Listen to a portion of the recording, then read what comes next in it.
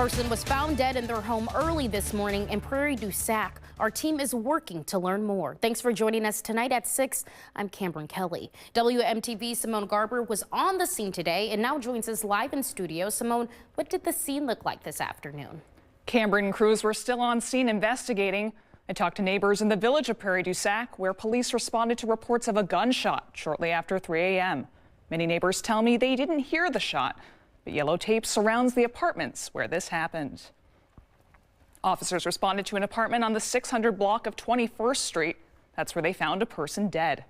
It's not clear how the person died or whether the death is being investigated as a homicide. One neighbor just doors away told me he came home early this morning to find heavy police in his driveway. Others say they found out through social media. Right now, this remains an ongoing investigation, and police say this is an isolated incident. The Wisconsin State Crime Lab and Sauk County Coroner's Office were also on scene.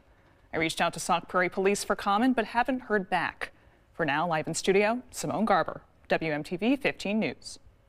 Simone, thank you. Police say there's no threat to the public. Anyone with information about the incident is encouraged to contact the Sauk Prairie Police Department at the number you see on your screen, 608-243-2427.